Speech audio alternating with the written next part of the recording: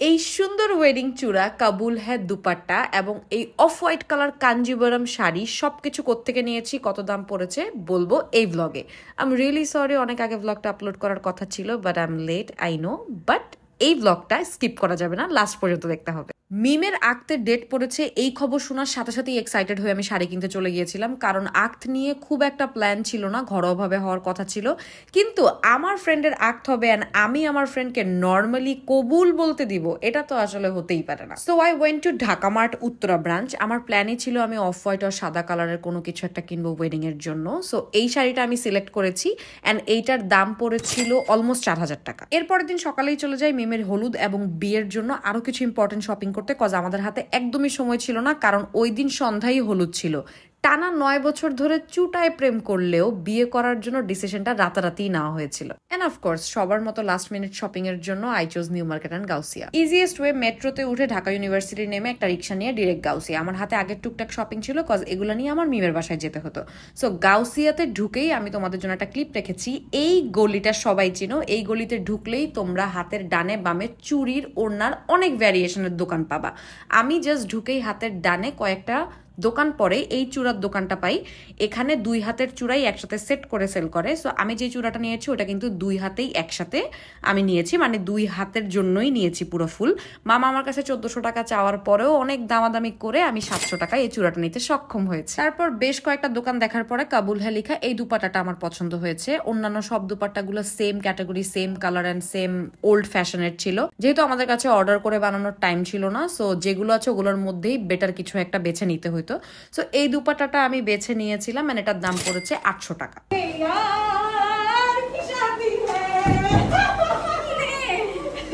আসসালামু আলাইকুম। দুপাট্টার সাথেও আরো বেশ কিছু জিনিসের শপিং করেছি, ওগুলার ক্লিপ অ্যাড করলাম না, কজ অনেক বড় হয়ে যাবে। আসার পরেই দেখলাম মিমের অলরেডি মেহেদি দেওয়া শেষ and she was very happy and excited. মাশাআল্লাহ, অফকোর্স 9 বছরের সাধনা পূরণ হয়েছে বলে কথা। হলুদের জন্য ইনহাউস মেকআপ আর্টিস্টই মিমকে সাজিয়েছে, কি সুন্দর লাগছে দেখো, মাশাআল্লাহ কি মিষ্টি লাগতেছে। পাশাপাশি আমিও একটুখানি টুকটাক রেডি হয়ে গেলাম, যেহেতু হলুদ ভাবলাম যে একটুখানি রেডি হই, কারণ বিয়ের দিন তো তাড়াহুড়ো করতে হবে, মিমের আগে পিছে ঘুরতে হবে।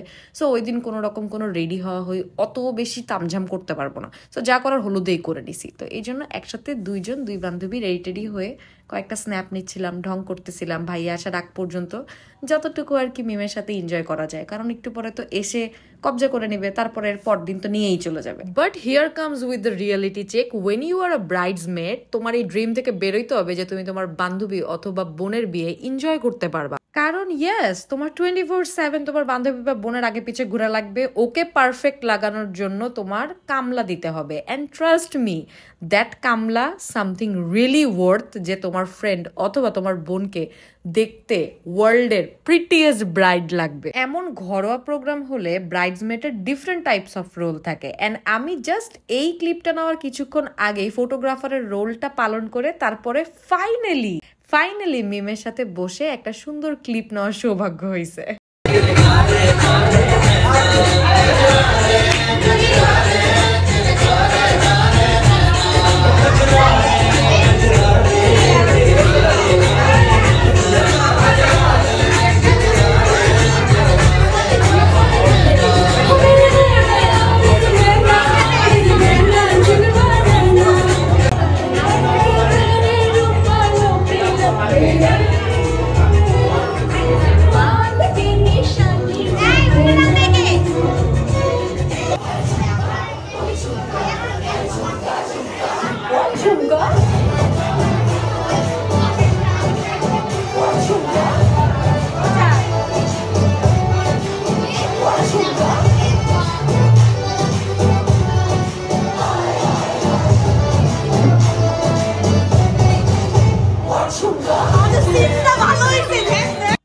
Finally here comes the wedding day. বাসার মধ্যেই আক্ট হচ্ছিল, মানে বেসিকলি সুন্নতি বিয়ে যাকে বলে সেটারই প্ল্যান হয়েছিল।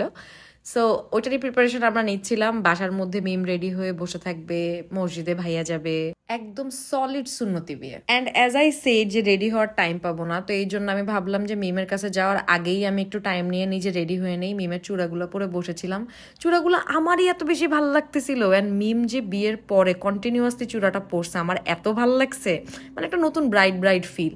সো আমরা পান সুপারি সবকিছু নিয়ে ভাইয়ার জামা কাপড় নিয়ে ভাইয়ার বাসার উদ্দেশ্যে রওনা হয়ে গেছি, কজ একটু পরেই ভাইয়াও রেডি হয়ে যাবে।